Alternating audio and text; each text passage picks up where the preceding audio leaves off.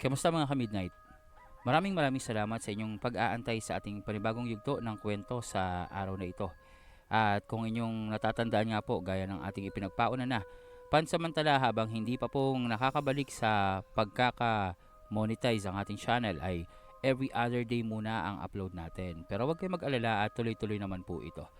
At sa ating ngang nagdaang kabanata dito sa ating pinakamahabang aswang serye na alias Itim na Hunyango, ang pinakamapanlinlang na antingero, ay nag-umpisa na nga ang bakbakan sa pagitan ng mga antingero sa pangkat nitong sila Senyor Ibarra at sa pangkat naman ng mga tinatawag na mersenaryo o mga individual na binayaran o kinuha, inupahan o ano pa mang katawagan upang gawin ang kagustuhan ng mga maimpluwensya at mayayamang tao na nasa lipunan.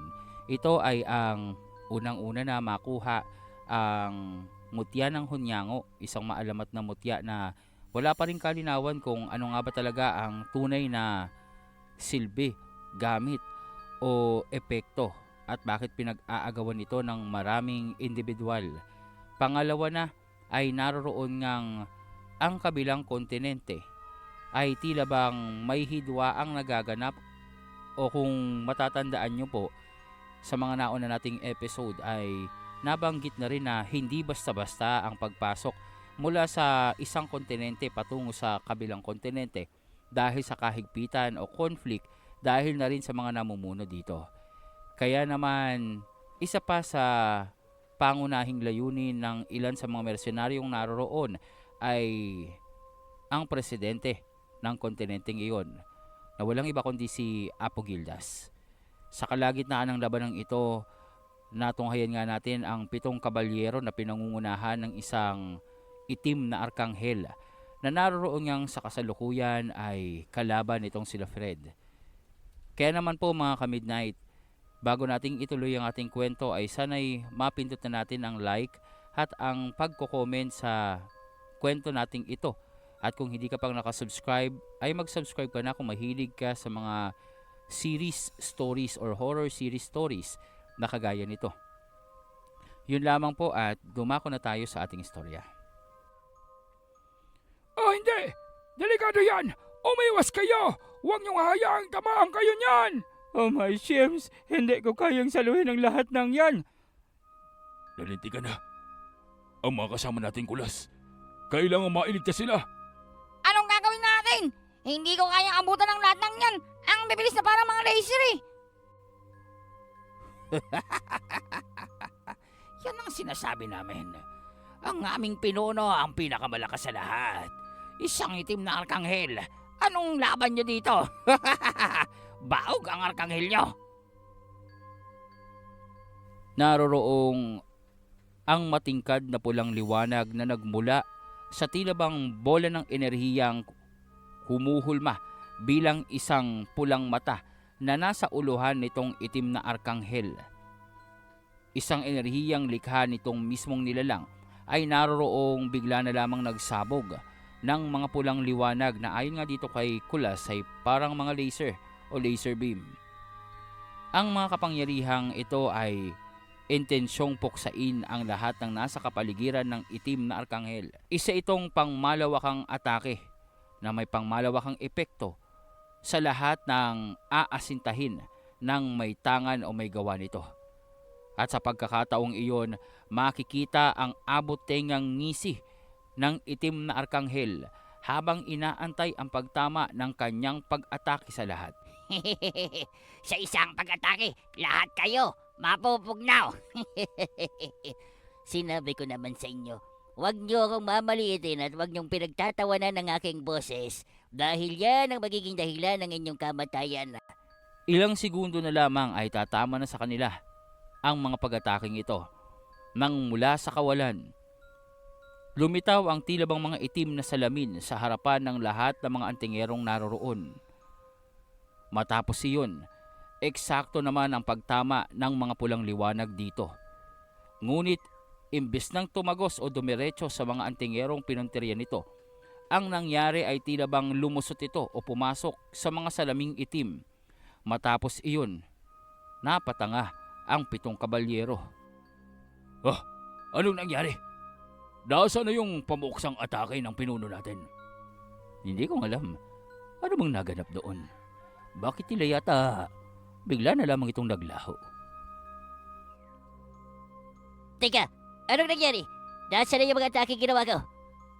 Papaanong nawala yun? Bakit parang naglaho na lang na parang bula? Hoy, ikaw, Ugas! Teka, Kulas ang pangalan ko, hindi Ungas. Oh, anong problema mo? Asa na yung mga pamuksa mo pang atake? Iyon ang tinatanong ko sa'yo. Anong ginawa mo? Isang pandaraya. Malinaw na pandaraya. Lahat ay napatanga. Maging itong sila Sir Ed ay hindi malaman kung anong nangyari. Sa una ay akala nila, katapusan na nila at tatama na sa kanila ang mga pag-ataking ginawa ng itim na arkanghel. Ngunit dahil sa mga itim na salamin na nasa harapan nila, para bang nawala ito at nasalba sila. Ang hindi nilang napansin, lahat ng ginawang pag-atake ng itim na arkanghel ay naroroong natipon sa itaas nila. Naroroong namumuo ang pinagpatong-patong na enerhiya na tila bang dinoble ng dinoble ang lakas dahil sa paulit-ulit na pagtalbog nito sa loob ng itim na salamin. At naroroon sa isang iglap, hindi na nilang namalayan pa. Bumagsak sa 7 kabalyero ang pulang liwanag. Hindi na nagawa pang umiwas ng mga kalaban nitong sila Kulas, maliban na lamang sa itim na arkanghel. Ang 6 sa kanila nalusaw, naglaho, walang natirang bakas. Makikita ang napakalalim na hukay na naroroong nalikha dahil na rin sa pagtama ng pulang liwanag mula sa kalangitan. Teka! Asan ang mga kasama ko? Ano ginawa nyo? Paano? Hindi ba't yun ang ataking ginawa ko? Ang pinagsama-samang enerhiya mula sa mga relika ng mga kasamahan ko. Mga gunggong, anong nangyari doon?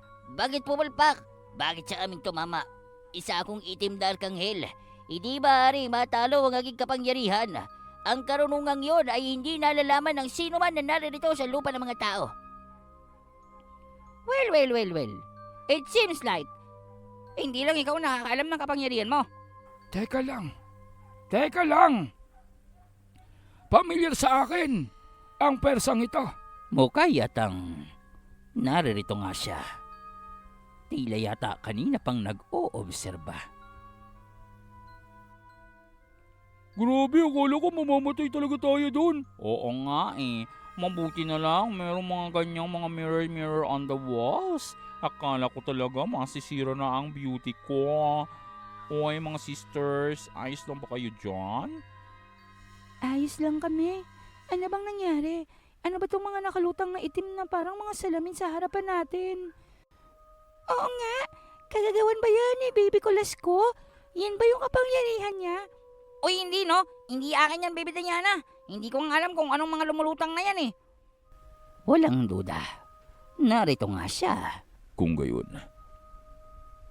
kanina pa siyang nagmamasid sa atin.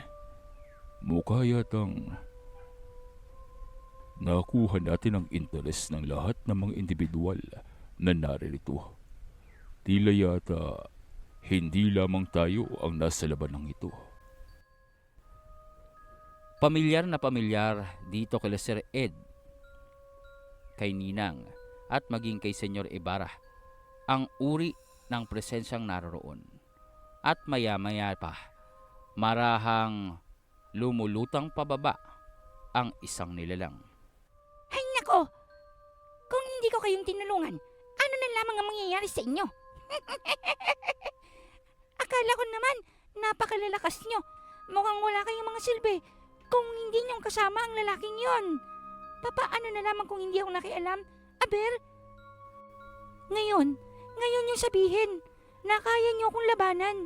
Mukhang sa kasalukuyan yung sitwasyon. Hindi niyo ako kayang pabagsakin. Teka. Hindi ba't ikaw yung batang tumakbo kay Paringzen? Oy, kamusta ka na, Pineapple? Pilmen ang pangalan ko at hindi Pineapple. Whatever. pineapple ang maganda eh. Paring Meno, tingnan mo yung uhuging bata nandito. What you're doing there? Oo nga tika, sa'yo ba tong mga salamin? Ang galing ng ginawa mo Mukhang nabangga mo yung mga pag-atake nitong totong na birdie. Hindi ako Birdie. Isa akong arkanghel na itim. Ikaw ba lang may kagagawa nito? Sino kang mapangasa tampalasan na pinakailaman ng aking pag-atake? Hindi mo bang alam na kapangyarihan yun ng katastasan? Isa akong arkanghel, mas malakas sa sino mang taong naririto. At ano ang pakialam ko doon? Sino ka ba? Isa ka lamang may pakpak na ibon na walang kakayahang lumipad ng matino.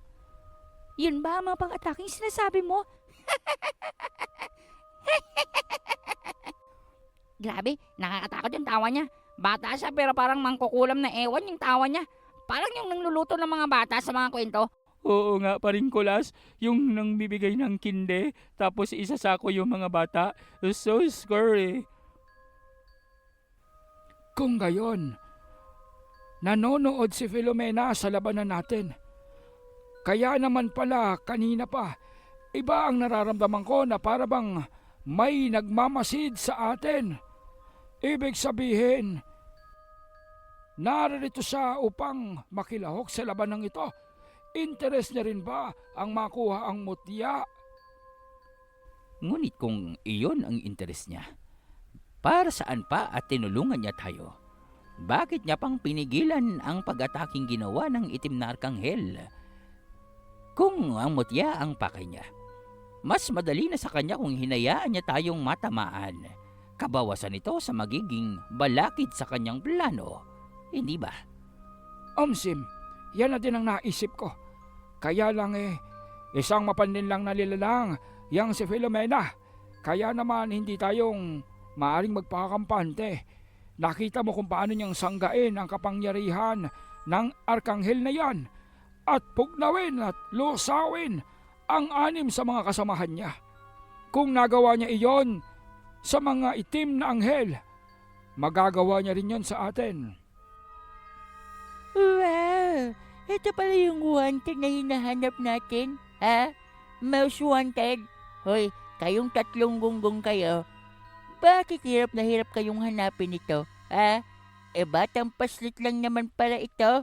Hay naka, kahit batang maliit, mahahanap yan. Pero kayong mga pulis, hindi nyo makita, ha? Tumahimik ka nga dyan, babalong.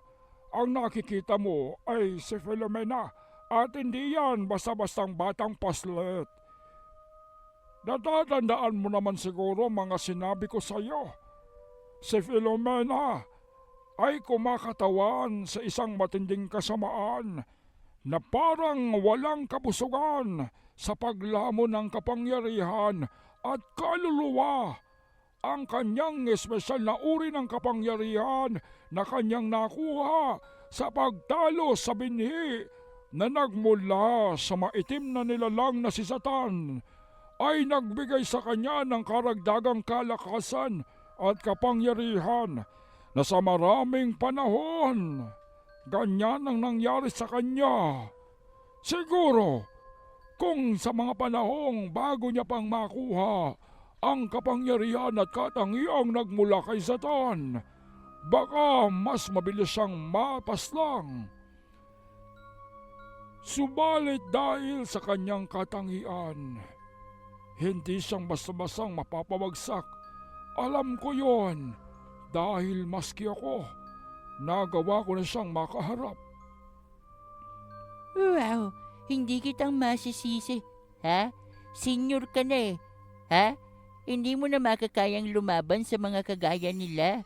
Lalo-lalo pa, ano naman magiging laban ng isang may tungkod na kagaya mo, ha? Sa isang ukluban, kita mo, lumulutang, marunong pang pabatay ng sarili, ha? Kung ako sa'yo, sit back, manood ka na lamang. At saka sa tingin ko naman hindi siyang naririto para tapusin tayo, ha? Tahimik ang lahat. Walang katiyakan. Hindi nilang alam kung bakit naroon itong si Filomena. Dahil unang-una na, batid nila na hindi itong kakampi. Alam nila na iba ang interes ng huklubang ito. Alam nila na maaaring naroon lamang ito upang kunin alinman sa dalawa, ang mutya ng Hunyango o ang aparatong may orichalcum. Dahil nalalaman nitong si Apo Gildas at Senyor Ibarra na ang orichalcum sa tamang kamay, tamang karunungan at pagpoproseso ay maaaring pagmulan ng hindi masukat na kapangyarihan na maaaring taglayin ng isang nilalang. Sa makatuwid, ang orichalcum na isang pambihirang uri ng mineral ay maaaring sabihin na nating maihulma sa tamang proseso at kaalaman upang maging isang mutya. Iyon ang ipinapangamba nitong sila Senyor Ibarra dahil ang presensya nitong si Filomena ay isang nakakatakot na katotohanan. Unang-una na, hindi man lamang itong nahihirapan na pigilan ang kapangyarihan ng Arkanghel na maging silang lahat ay nabigla at hindi nagawang mapaghandaan. Pero hindi sa kanilang nakatuon ang atensyon nitong si Filomena, kundi dito sa itim na Arkanghel. Hoy kayo, tumabi muna kayo dyan. Hayaan niyong akong makipaglaban dito. Naaamoy ko ang matinding amoy na umaalingasaw mula sa aswang na yan. What? Aswang yan? Uy, nagkakamali ka, Pineapple. Tingnan mo nga yan, oh. Itim na Arkanghel daw siya. Oo nga, hindi siyang haswang. Itim na Arkanghel ang sabi niya, kaya ganyan yung backpack niya. It's a backpack of the Manananggal. Oo nga, Paringkulas. Now that I mention it, hindi ba tingnan mo yung mga pakpak niya parang pinagpatong-patong na pakpak ng Manananggal? Oo nga, no. What's the backpack of the Manananggal is that? Hoy, ikaw. Peki kang Arkanghel, ano? Siguro hindi ka talagang tunay na Arkanghel. Umamin ka nga. Ano, Nognog? Malis. Bakit bang naririto ang kagaya mo? Hoy, Filomena, huwag kang makialam sa ginagawa ko dito. At hindi mo naman silang kakampi, di ba? Ang turo niya ni hinaharap ka kanina para patayin. Bakit ka magkumakampi sa kanila at bakit mo naman pinagtanggol ang mga yan? Bakit hindi mo na lang inayaang mamatay? Sana, ako na ang panalo dito. Anong pakialam ko sa labanan nyo? Isa kang malakas na aswang. Kaya naman, kailangan mong mamatay. Isinumpa ko sa ngalan ng aking mga kaibigan na namatay. Papatayin din kita at ang lahat ng aswang. Nako, yari ka. Mukha yatang may galit sa mga aswang ang isang yan, Uy, Ninang, magtago ka na. Narinig mo yung sinabi nito si Pineapple. Papatayin daw lahat ng mga aswang. Uy, Pineapple, aswang yan si Ninang. Pero mabait naman yan. Pero wala kaming magagawa kung gusto mo talagang paslakin ng mga aswang. Bahala kayong dalawa. Lintik ka, Kulas. At ibinenta mo pa nga talaga ako. Ngunit hindi silang pinansin itong si Filomena. Tila yata may konsiderasyon din ang huklubang ito. Pili ang kanyang mga pinapaslang. Hindi naman lahat ng aswang, dahil batid niya kung sino ang may maitim na budhi. Matatandaan na kayang maramdaman at madetermina nitong si Filomena kung sino ang mga nilalang na may maitim na budhi.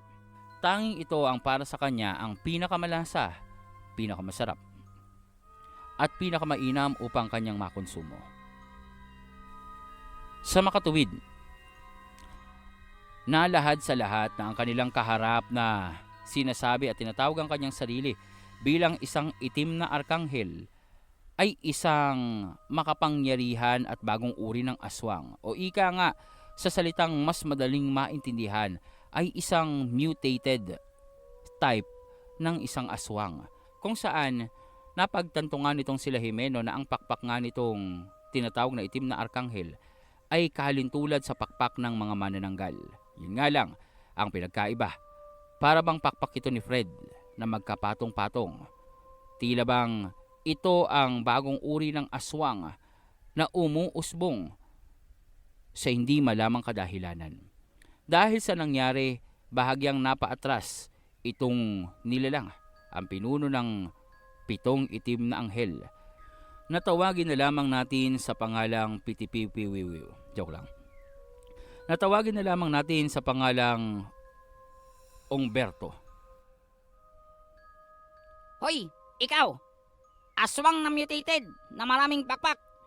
Lagot ka ngayon. Kaharap mo na si Pineapple. Nakita mo yung nangyari sa mga kasamaan mo. Yari ka sa kanya. Manahimik ka. Ang ingay-ingay mo naman. Himalat nakakatagal sa'yo mga kasamahan mo. Kanina, nasa taas pa lamang ako. Naririndi ang tenga ko sa ingay mo. Napakadaldal mo. Baka naman gusto mong isama na kita sa aswang na to. Up, up, up, up! Time first. Hindi akong kasama dyan. Wala akong bayad ng pagkaswang. Ang pogi kong ito, tatawagin mo kong aswang. Isasama mo pa ako sa isang yan. Aba, siya na lang ang tapusin mo. Manonood na lang kami dito. Isa pa.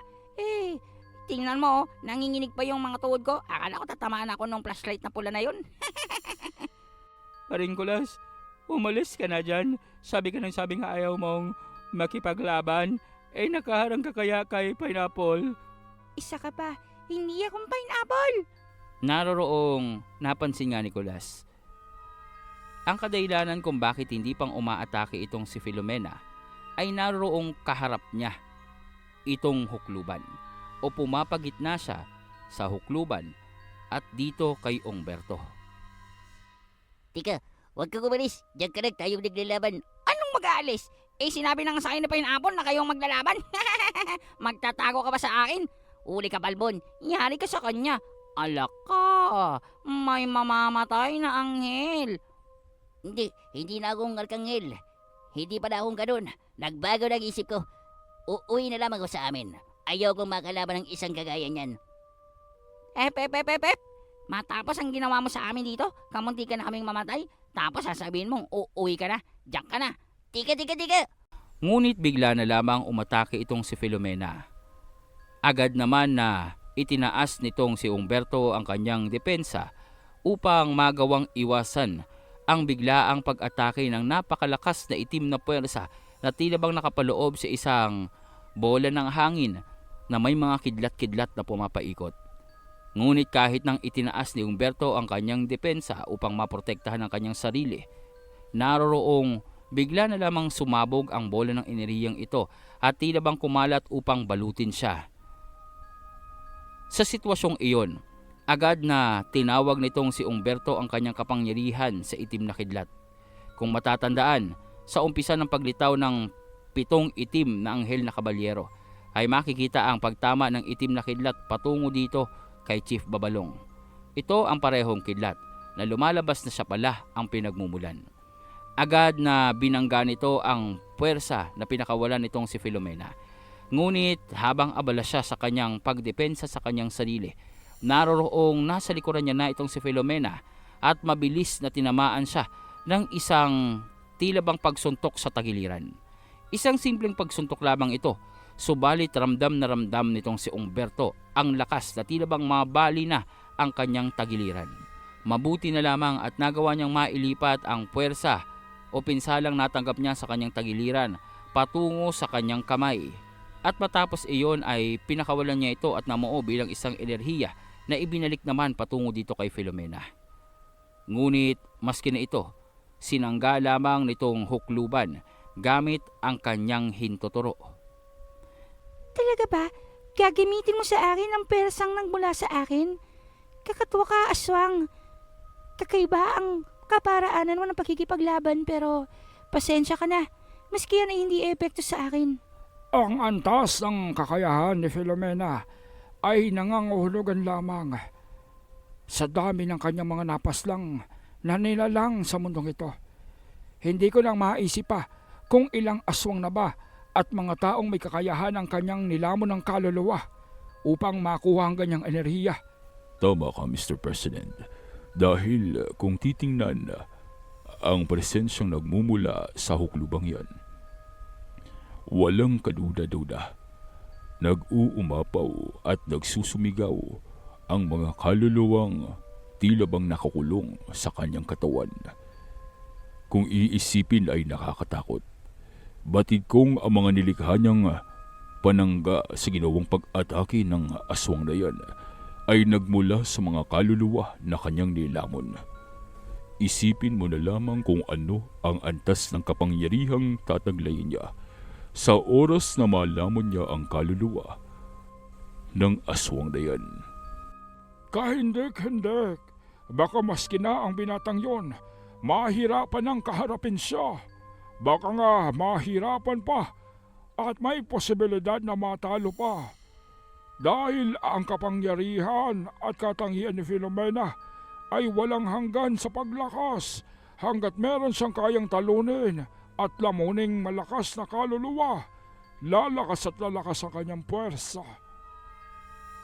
Sa makatuwid, kung patuloy niyang matatalo ang mga uri na kagaya ng kaharap niya ngayon, darating ang panahon na siya na ang magiging pinakamalakas sa lahat ng may kakayahan.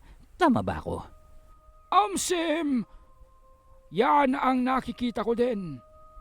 Kagaya ng puting hunyango, tila pareho sila ng katangian, parang pinagbiyak na bunga. Ang kakayahan sa patuloy na paglakas dahil sa mga natatalo nila ay isang nakakatakot na uri ng kapangyarihan na kahit pang mahina ang pinagmulan ng nilalang na may tangan, sa tagal ng panahon na nagagamit niya ito, hindi maglalaon. Siya ang magiging pinakamalakas. At sinong makapagsasabi kung anong gagawin niya sa mundong ito kapag dumating ang panahong iyon? Isang kapangyarihan na hindi nababagay sa mga tao dahil maiksi ang buhay ng tao. Hindi tatagal ang kanilang pisikal na katawan upang habulin ang panahong kinakailangang gugulin upang lumakas. Ngunit dahil sa kapangyarihan ng bini ng Zatan na yon, tila yatang nabago ang katangian ni Filomena at nagkaroon siya ng isang katawang bumabata ayon sa kanyang kagustuhan. Hindi ba pareho lamang ito ng iyong kakayahan, Ninang? Tama, hindi kang nagkakamali dyan. At ang katotohanan ng isa siyang hukluban ay nasa hanay ng kakayahan at karunungan ng mga bruha ang kanyang kasanayan. Ibig sabihin nito, maaaring ang kanyang punteriya ay ang mutya talaga. Dahil ang mutya ng hunyango ay ang pinagmulan ng dalawang maalamat na mutya. Ang mutya ng puting hunyango at ang mutya ng itim na hunyango ang pinagmulan ng kapangyarihan, ang pinagmulan ng pagkawasak. Hindi malinaw dito kay Ninang kung ano nga ba talaga at bakit naroroon at biglang lumitaw itong si Filomena. Ngunit oportunidad ito para sa kanilang grupo upang makapagplano at makapaghanda habang abala ang itim na bruha sa pakikipaglaban dito sa panibagong uri ng aswang na may 3 pareha ng pakpak na tinatawag nga ang kanyang sarili na Umberto, ang itim na arkanghel. Naroon namang akma na sanang aalis itong si Kulas nang mapansin ni Filomena ang tila bang kumikinang sa bandang bulsa nitong si Kulas, kaya naman agad niya itong kinuha gamit ang pagkontrol ng kanyang isipan. Ito ay isang uri ng candy. Nakatatandaan na kinahihiligan itong si Filomena. Ngunit sa isang iglap ay naglaho itong si Kulas at naroroong nasa harapan na ni Filomena at sinalo ang candy. Akala mo makukuha mo sa akin to Aba, hindi ko napansin kaagad yun Bakit mo kinuha tong candy sa akin? Hindi ka nagsabi na gusto mo nito. O eto, sa'yo na tong isa. 2 naman yan Nagulat itong si Filomena. Napakabilis ng pagkilos ni Kulas na para bang hindi niyang naramdaman at napansin na naroroon na ito sa kanyang harapan. Kakaibang isang yun Akala ko mahina lang yun. Hindi ko man lamang naramdaman ang pagkilos niya alang-alang sa pagkain. Ay, kakaiba ang mga grupong ito. Ngunit dahil sa pagkakataong iyon, Dahil sa ginagawa nila ay nagkaroon ng oportunidad itong si Umberto upang pakawalan ang kanyang kapangyarihan. Naroroong naglitawan ang napakaraming mata sa kapaligiran, mga pulang mata na naroroong nakatitig sa kanilang lahat. Pareho ito ng matang ginamit niya upang magpakawala ng pulang liwanag na papastang sana sa mga antingero. Akala nyo talaga ha? Nautagan ko kayo doon dahil sa ginagawa niyong pagkwentuhan dyan. Gagawa ko paganahin ng aking anting-anting. Tikman niyo kapangyarihan ng aking tinataglay na mutya. Ang mutya ng pinya. What? Kaya pala ang dami ng mga mata-mata na yan ah. Hoy, anong tinitingin? Hoy, ang dami ng matang tumitingin sa atin. Anong gagawin natin dyan? At doon ay biglang pinakawalan nitong si Umberto ang parehong liwanag.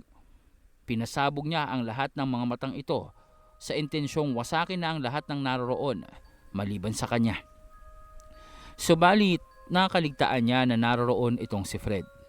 Kung kanina ay nagawa niyang atakihin ng sorpresa ang pangkat nito, hindi na sa pagkakataong iyon dahil naroroong nakapalibot na sa kanila ang 3 puting krus na naglimita sa epekto ng kanyang kapangyarihan.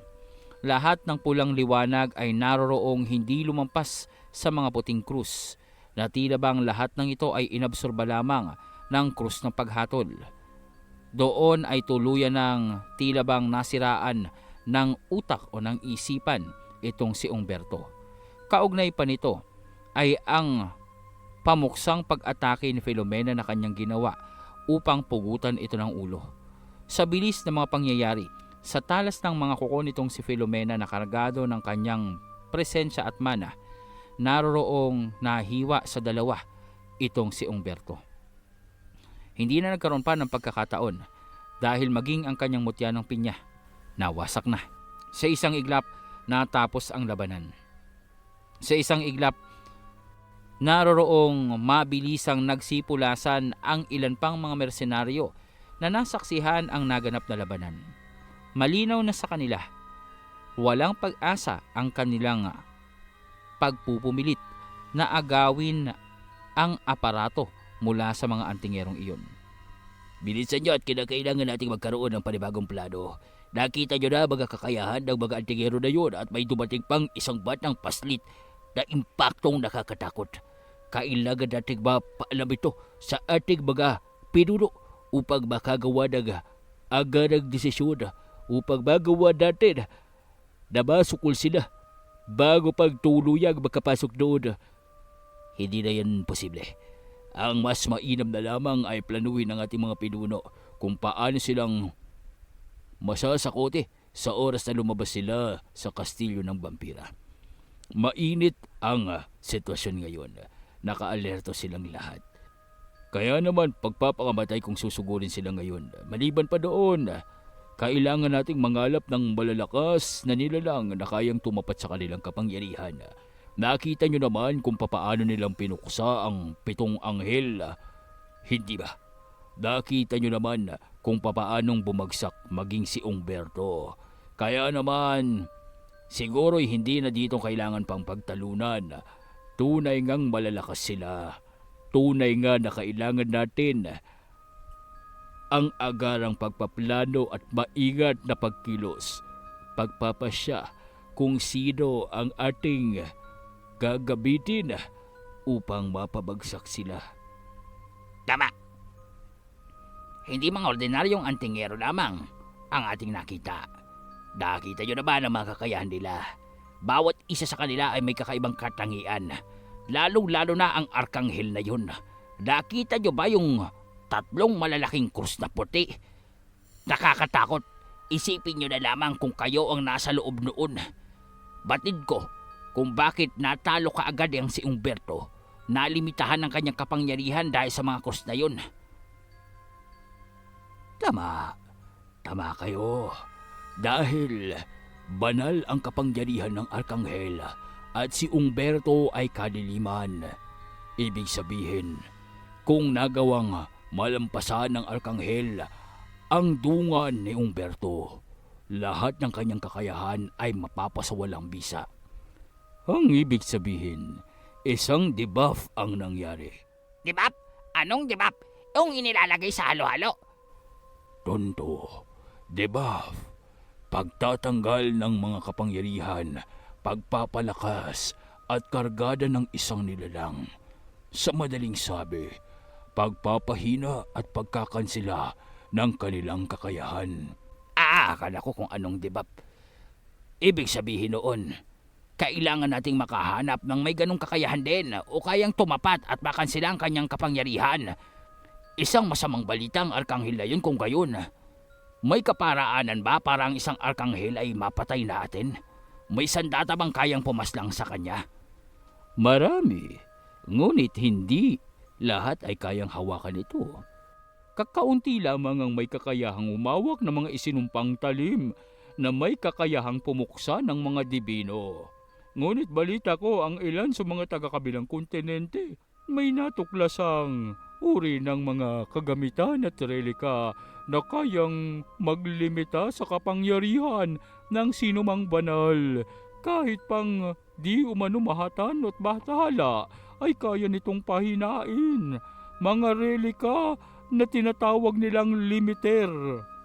Limiter, narinig ko na yan. Kayang iselyo nito ang mga daluyan ng enerhiya ng sinumang nilalang. Tama, kung meron tayong ganun. Kahit pang arkanghel yan, kahit ba yung impaktong batang babaeng yun, sigurado ako magiging isang ordinaryong tao lang kapag nagamitan natin ng limiter. Saan tayo makakakuha nun?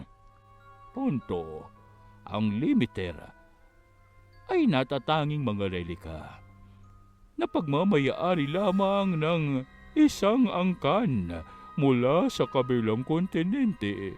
Ang angkan na sa matagal na panahon ay pinaniniwala ang dahilan ng pagkakawala ng mga maalamat at mitological na nilalang na minsang nakitang naglakad at lumipad sa himpapawid ng mundong ito. Ang angkan na pilit na itinataas ang antas ng karunungan ng kanilang pamilya gamit ang mga mitolohikal at kakaibang nilalang na napunta dito sa mundo ng tao. Sinasabing ginagawa nilang kapangyarihan nila ang mga nilalang na ito sa pamamagitan ng pagkuha ng kanilang diwa. Ibig mong sabihin ginagawang mutya? Higit pa sa mutya dahil kung ang mutya ay nagagamit bilang mga anting, ang kanilang nililikha ay kinukonsumo. Tama, pinapasok sa kanilang katawan upang maging parte ng kanilang pagkatao sa panghabang buhay. Hay salamat! Natapos din ang labanang yun. Akala ko hindi nang matatapos ang pagkikipaglaban natin dun sa What's the Pakpak of the Manananggal na yun. Akalain mo yun, napeke tayo. Akala ko talaga pinsan ni paring Fred yun, natutong lang eh. Yun pala, isang aswang yun. Tika nga. Hoy, ikaw, Pineapple, bakit mo naman kaming tinulungan? Ha? Oo nga naman, Pineapple. Bakit mo nga ba kaming tinulungan? Hindi ka naman namin kaano-ano. Ano na naman ba ang balak mo?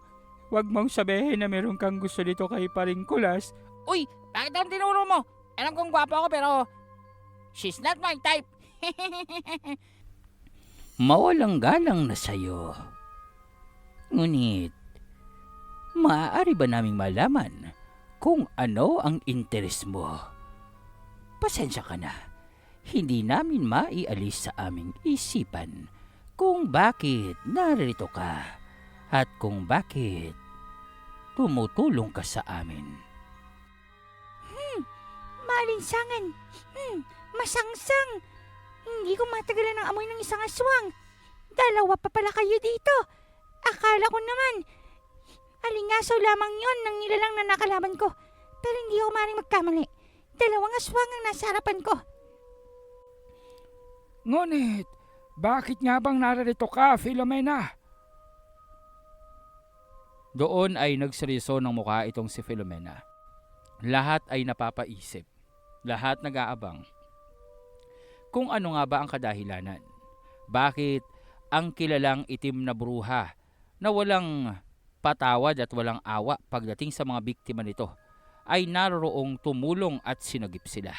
Ang katotohanan nito ay maririnig nila mula mismo dito kay Filomena. Alam nyo, magpasalamat kayo. At wala akong magagawa. Pinakiusapan ako ng kasamahan nyo. Kung hindi lamang nakakatakot ang presensya niya, hindi kong susundin ito. What? Anong ibig mong sabihin? Sinong kasamahan? Ang lalaking may itim na presensya. Ang ibig mong sabihin, si Zen? Ewan, hindi ko alam ang pangalan niya. Ngunit, ang nilalang na yon ay may nakakatakot na uri ng itim na kapangyarihan. Kaya naman, wala akong magagawa. Nakiusap lamang siya matapos niyang ibagsak ang ginawa niyang pag-atake upang paslangin ang mga kasamahan ng aswang na yun.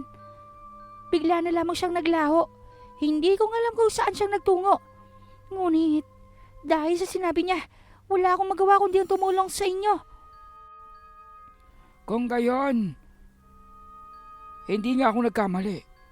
Ang presensyang naramdaman ko kanina ay nagmula kay Zen.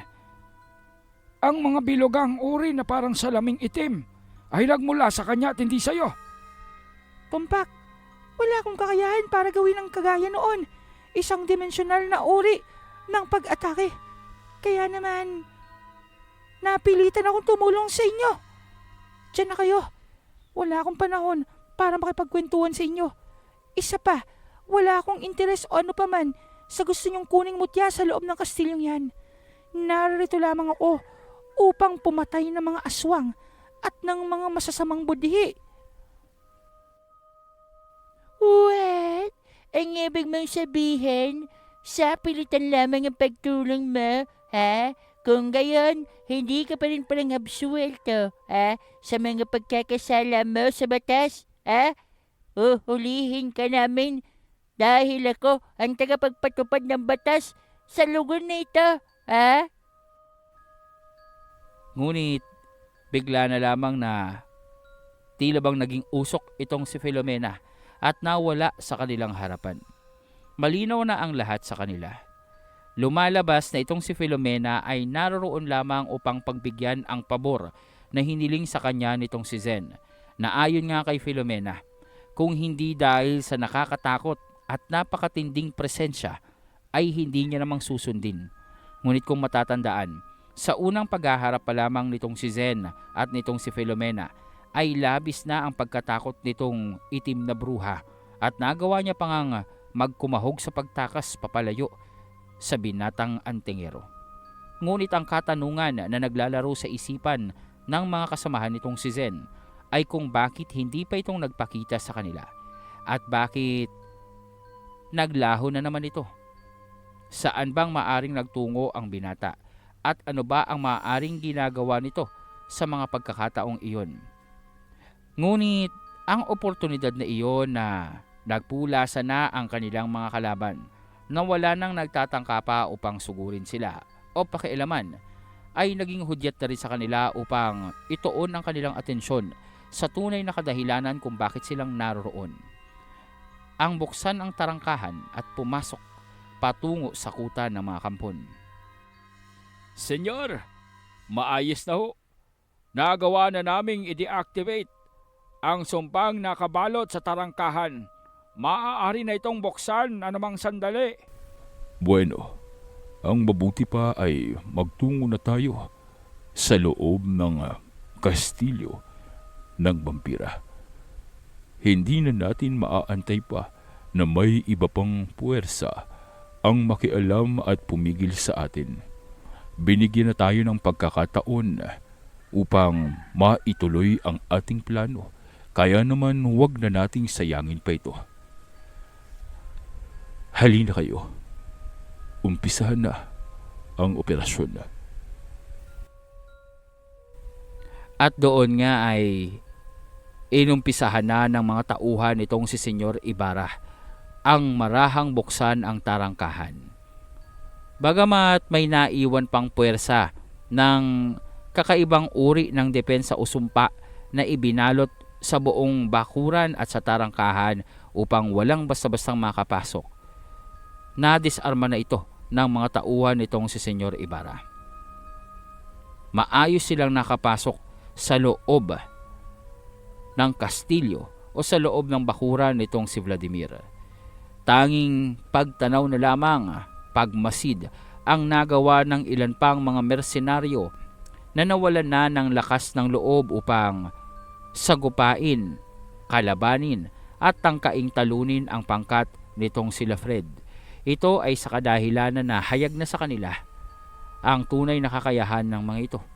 Maliban pa doon, hindi silang makikitid ang isipan na magpapadala sa pusok ng kanilang nararamdaman upang sumugod at makipaglaban at makipagsapalaran sa kabila ng malinaw na katotohanan na hindi nilang kayang pabagsakin ang puwersa ng mga antingero.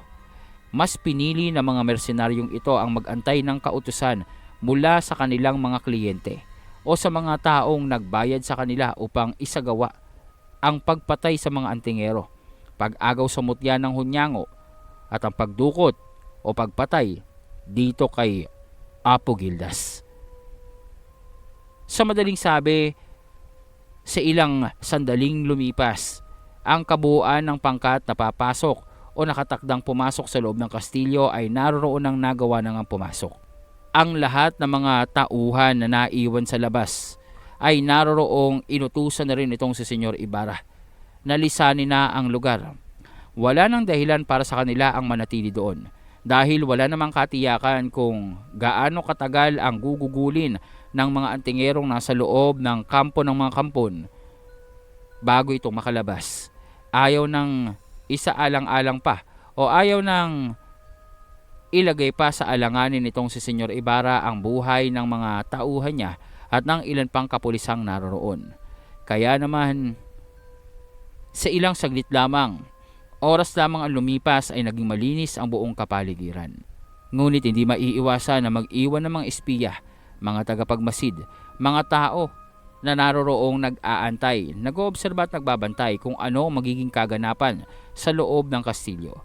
Kung magagawa ba talaga nitong sila Senyor Ibarra ang mapasok ang kampo ng mga kampon at maparalisa ang mga kampon upang maayos at mabilis nilang marating ang kailaliman ng dungeon kung saan naroroon ngang nakakubli ang selyadong mutya ng hunyango. Wow! Ang lawak! Ang daming mansana sa kapaligiran ah. Akalain mo yun? Budgetarian pala yung mga vampira, mga hilig sa mga gulay at prutas. Tingnan nyo, ang laki nitong abokado. Parang sinlaki ng mukha ko. Chip, tingnan mo. Kamukha mo yung mga abokado? Ang hahaba. Wow! Isa na lang talaga. Isasabit na kita dyan sa punong yan. Ha? Ano bang meron at akong pinag-iinitan mo palagi? Baka naman, Jeff, naglelehe sa'yo si Paring Kulas, kaya ikaw ang pinag-eenitan mayat maya. Pagpasensyahan mo na. Yak!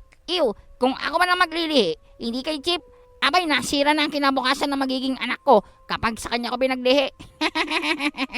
Mga ungas, magsitahimik nga kayo at tantanan niyo ako.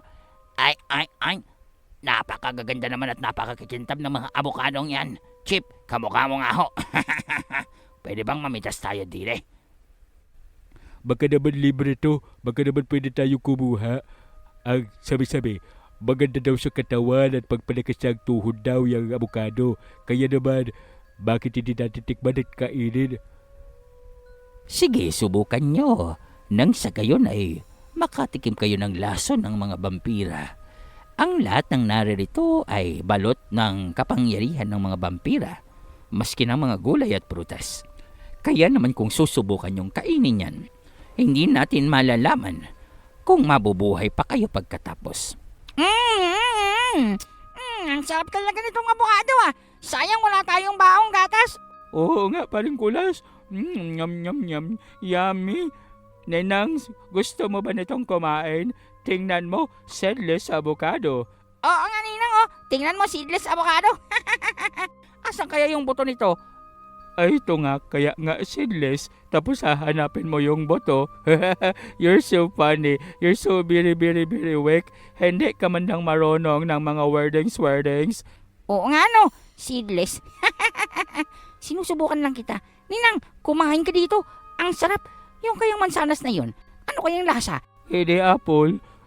Nako po, Nagpapaliwanag pa lamang ako tungkol sa mga sumpa at lason.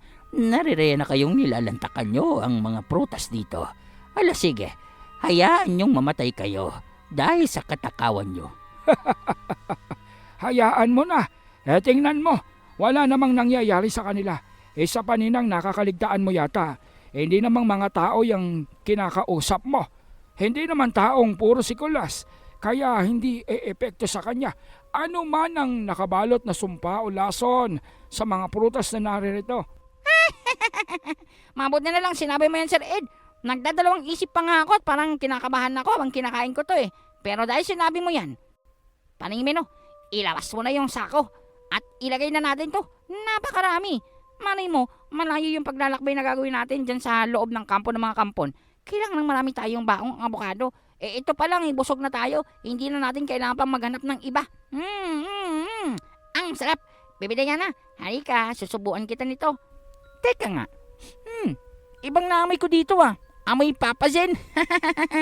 Parang naamoy ko dito si Paring Zen. Di ba ito yung pabango niya? Oo nga ano.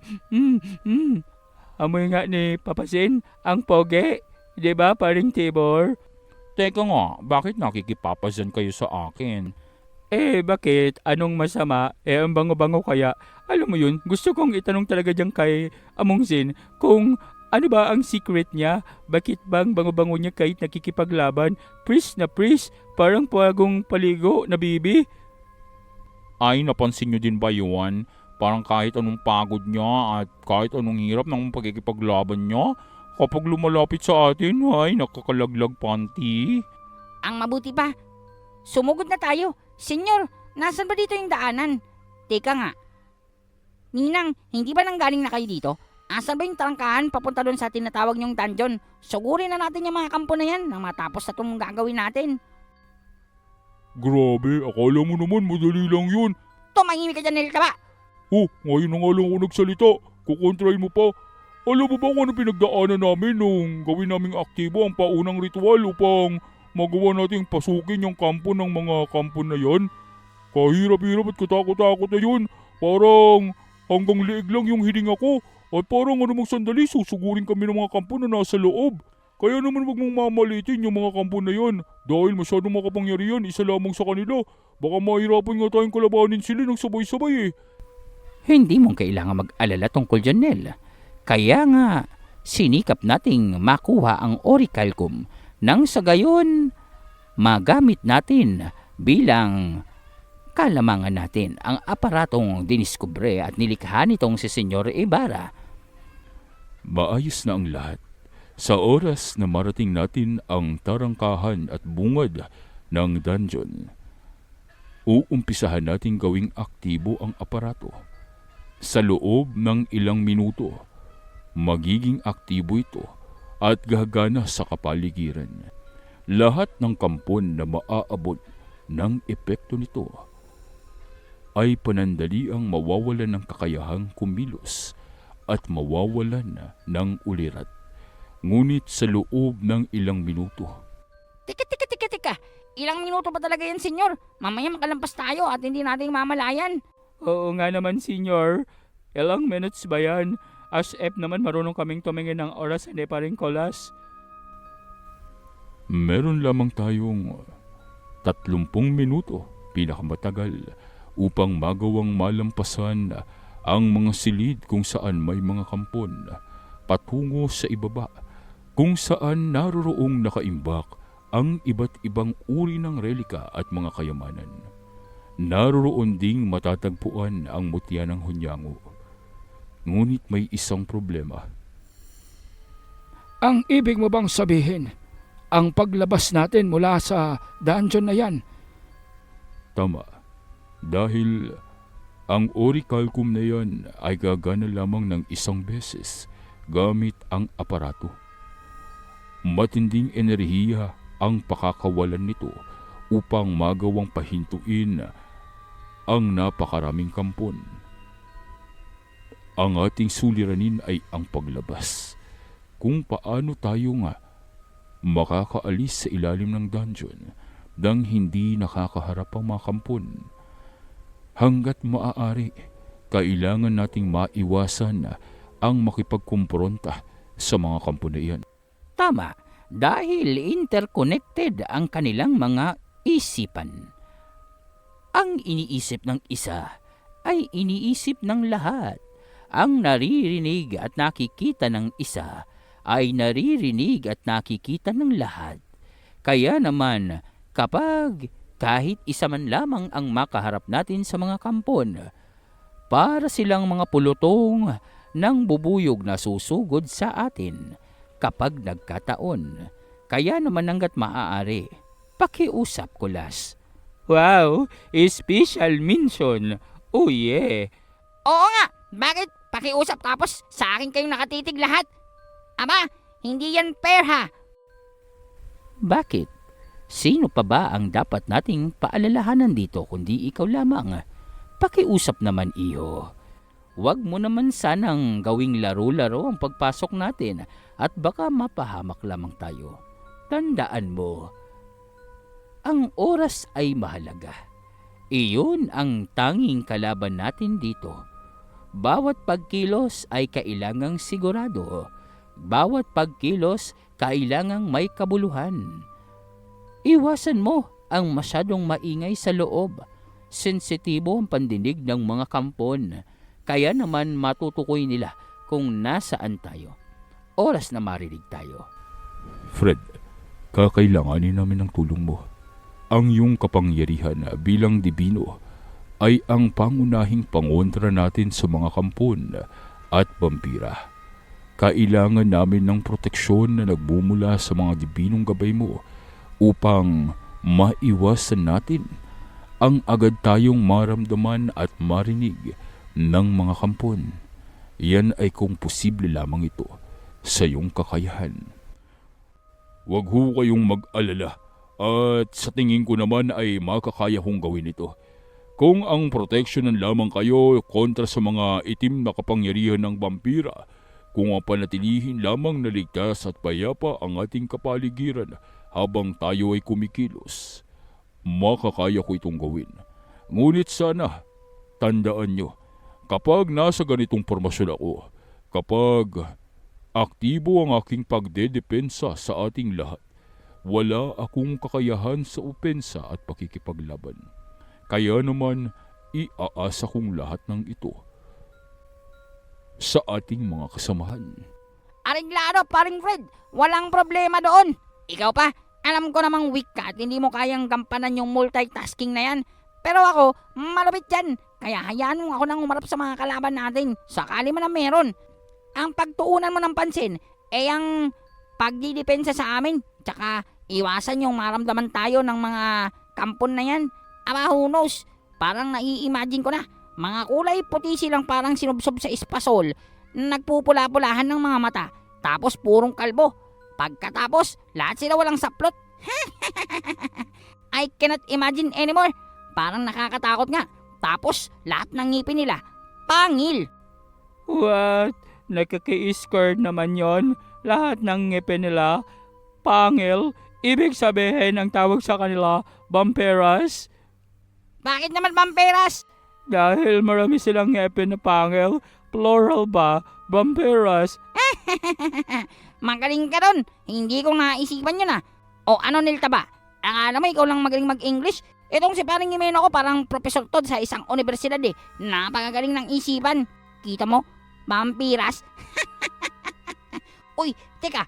Ano yung nakita kong gumalaw doon? Naririto na sila. Mukha yatang dahil sa ingay mo, Kulas, ay nabulabog na natin ang mga kampon. What? Ako na naman. Lagi na lang ako ang mali ah. Parang lahat na lang sinasabi ko. Mali sa paningin nyo at pandinig nyo ah. Nagkakamali ka dun, Kulas. O, kita nyo. Nagkamali na naman ako. Hay, ewan. Ayaw na nga sa earth na to. Baby Kulas, huwag ka nang magalit. O eto, pagkain. Aw, aw. Aba, ang sarap niya na. Amoy karne. Naku po, bakit nagdala ka pa ng karne dito, Diana? Baka naman po kasi magutom itong baby ko. Kulas, heto na, kumain ka na. Hay nako, ang sarap isa ko ng dalawang ito. Hindi niyo bang nalalaman na malakas ang pang-amoy ng mga kampon? Yang dala-dala mong karne, siguradong naamoy na sa kalawakan ng dungeon. Hay, hindi talagang inaasahan na magiging matino at nasa plano at aayon ng lahat. Hayaan mo na. Total, oras na maging aktibo naman na ang aparato na senyor.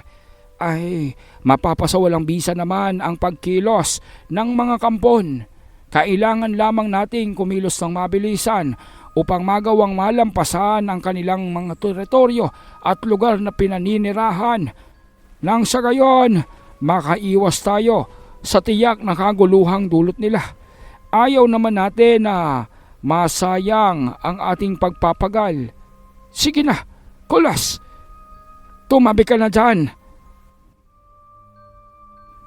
Ngunit habang kumikilos sila ay nakaramdam sila ng malakas na pagyanig sa kapaligiran, na para bang may bumagsak, may gumulong, may nagiba, o di kaya mas tamang sabihin, May naglalabanan ba? Mukha yatang matinding puwersa ang naramdaman ko doon. oo nga no, nakakatakot, nagawang mayanig at tila yata ang buong kabundukan sa nangyaring paglalabanan o pagsasagupaan. Hindi kaya si paring Zen na naman yon? What if? What if nasa loob na siya niyang kampo ng mga kampon at inumpisaan ang pakikipaglaban? Oo nga ano, the nature of Among Zen. What if pagpasok natin wala naman tayong kakalabanin dyan? Bus niya na. Meron bang mga bus-bus yan? Yung mga leader-leader ng mga kampon? Tumpak, meron ang mga tinatawag na biskonde. What? Beskonde? Ano yun? Ang mga beskonde? Ang mga matataas na antas ng kampon na sinasabing namumuno sa iilang grupo ng mga nilalang nakauri nila. Sa kabuuan, merong hindi bababa sa 100 biskonde ang maaaring nasa loob dahil na rin sa malawak na komunidad ng mga kampon. Kaya naman kung ako sa inyo, umpisahan nyo na ang maging matino at seryosohin ang mga bagay-bagay dahil hindi nyong gugustuhin ang inyong masisilayan sa oras na marating natin ang pusod ng dungeon kung saan naroroon ang mataas na konsentrasyon ng mga kampon. Subalit, sa kabila ng lahat ng pagpapaalala nitong si Ninang, hindi mawaglit sa isipan ng lahat ng naroroon ang katotohanan na mayroon ng naglalabanan. Hindi maintindihan nitong sila Ninang kung talaga bang si Zen ang nakikipaglaban o di kaya ibang mga nilalang. Magandang gabi mga ka-midnight at maraming salamat. Dito na muna nating tatapusin ang ating kwento sa gabing ito at sana po inyong naibigan at paki-like naman po ng ating video at pag-comment kayo kung nagustuhan nyo po ang episode natin sa gabing ito. Agad nating susundan ito sa pag-a-upload, kagaya ng sabi ko, every other day. Kaya makakaasa kayo na 2 days from now ay mag-a-upload po muli tayo. So ngayon po ay June 27, that's Saturday. So meaning to say po, Monday ang susunod nating upload sa channel na ito. Pagkagayon pa man po, kahit wala tayong upload ng Hunyango, maaari nyong bisitahin ang ating side channel na Kabantay. Kung hindi pa kayong naka-subscribe o hindi nyo pa itong napupuntahan, ipa-flash ko po dito sa screen ang logo ng ating side channel kung saan naman po mga one-shot stories ang ating inilalapag o inilalahad. Magandang refreshment to sa ating utak at isipan. Libangan at nag-upload po tayo dito 10:30 naman po ng umaga. So yun po ang ating schedule. Sa gabi po ay Midnight DJ Tagalog Horror Story na kung saan matatagpuan ang alias Itim na Hunyango every other day. Kaya suportahan nyo na rin po yun. At kagaya nga ng sabi ko sa inyo, ito ang kaparaanan natin nang sa gayon ay matustusan natin ang paglikha ng ating serye na alias Itim na Hunyango sa kasalukuyan pansamantala habang wala pa tayong kita o hindi pa tayong magkakaroon ng income muli dito kay YouTube.